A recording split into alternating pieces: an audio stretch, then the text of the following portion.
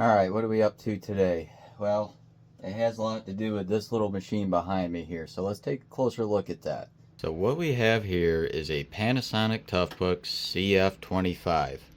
Look at this old thing. Yeah, it's beat up, it's dirty, it's old, but it's got Windows 95 on it, and it runs. So let's talk about this thing a little bit more. Alright, so let's start with the rundown on this machine. It has an Intel Pentium MMX running at 166 megahertz. That's it, no gigahertz, just 166 megahertz. It has somewhere to the tune of 4 gigabytes of storage, but it originally had this Toshiba 2 gigabyte IDE hard drive in it. It has 48 megabytes of RAM that somebody added on, and it also has Windows 95 4.0 950A, so whatever that is in Windows 95. So what are my first impressions of this here machine? Well, one, it's heavier than heck. And I'll tell you what, I'm pretty sure, I'm like 3% sure, that they melted down GMC truck frames to build this thing. I mean, it is solid. This thing is absolutely indestructible. The mouse pad is awful. It could be with age, which is one thing. We'll talk about that in a little bit. There's no USB. That we'll have a topic on here later. I'll tell you all about that. The floppy drive didn't work when I got it, and it is actually surprisingly a fast machine. I'm very impressed at how well this thing runs. So what are the common problems of this machine? Well, I guess according to the internet, the PCM CIA had issues with something to do with IRQ. No clue what it is. It doesn't like the card bus and the 3.3 volt PCM CIA Wi-Fi.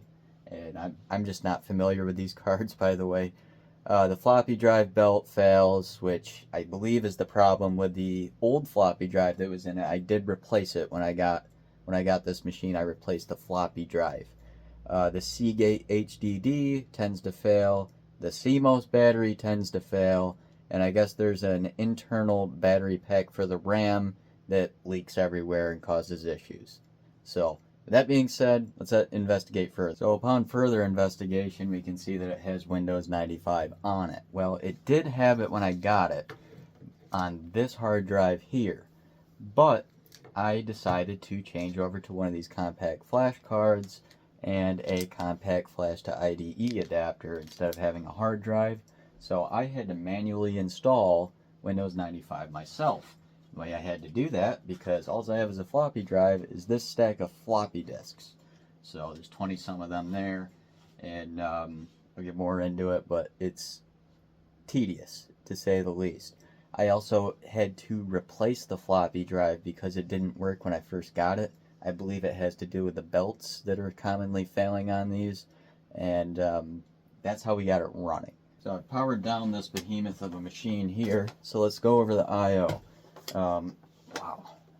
So I believe, you can notice here, I believe that's some sort of a infrared gadget, and of course we have a 3.5mm audio jack. On the side we have PS2 for your mouse and keyboard, and there's also the power on this side. Also, this is where your PCI, MCA, however you pronounce it, cards go. I believe there's 3 spots for them.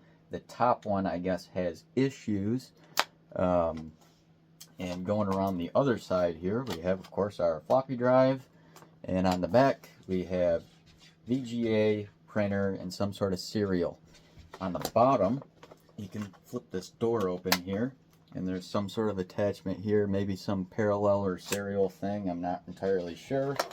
This pops out the drive that you have in the drive dock, and then if you open up these screws, that's how you get to your RAM and your battery and your storage. And some of the accessories we have here, we have this big old brick of a power supply that claims to be rated for 375 watts, and of course it has the PCI or PCMCIA card here, and this is for like a modem to put a a phone cord on, and you'd have to use these breakout adapters in order to get that to work. I unfortunately have no clue what I'm doing with that, but it's just part of it, I guess. So that's some other stuff.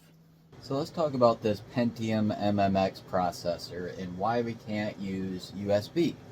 So the processor itself is 64-bit and runs x86 by 64 assembly, and Windows 95 doesn't.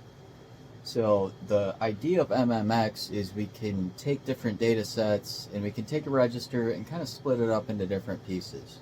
So we can split our registers up into two 32-bit operations instead of one 64-bit, or instead of having two 32-bit operations, we would have room for four 16-bit operations. So there's a lot more to it than that, but it's kind of trying to take a 64-bit register, and instead of wasting all of that resource on doing an operation, we split it up into different tasks. And that helps us essentially do more things at once and multitask a little bit better. So that brings us to one question. Will it run NR 2003? No, it won't. But it will run NR1. So give me a minute, I'll be right back. I'm going to cook that up for you. Alright, so I've rebooted the machine into MS-DOS and dropped the first installation floppy disk in it. So this game doesn't run in Windows, so we're just going to have to use DOS. So A gets us to the A drive. Let's do a dir, and we're probably just going to do install. That should bring us to an installation. Install it to our C drive, NASCAR. And it's going to go through all of this stuff. And we have 3 more discs that we got to do it for. Completed the installation with all the diskettes, and let's see if we can't just boot NASCAR.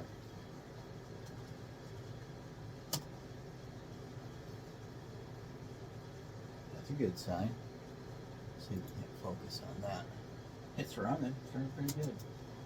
I'm making a single race to Atlanta. Practice, and there we are. We're running. I hit the car in front of me. That's not good. But it runs. It runs great. I'm impressed. There isn't any weird frame rate issues. It's just running the way it was supposed to. And obviously, this is an older simulator, but it is a simulator nonetheless. So. Looks like our MMX allegedly is doing whatever the hell it's supposed to be doing. And I think I'll leave it there. We have a pretty good machine here. And as you can see, it's tough as hell. It still runs. And I'm really happy that this thing works as well as it does. Especially with an older processor, floppy disk. It's got annoying keys and an old non-USB compatible system. So thank you guys for watching. I really appreciate it. If you guys want to contribute to the Patreon so we can do more of this kind of stuff, I have one. I'll link it down below. So you can get iRacing setups, or you could just do the tier, the fan tier is what I call it. It's $3 a month. It's, you know, just helps me get supplies for weird things like this. And I will see you guys next time. We'll have some more cool stuff to play with.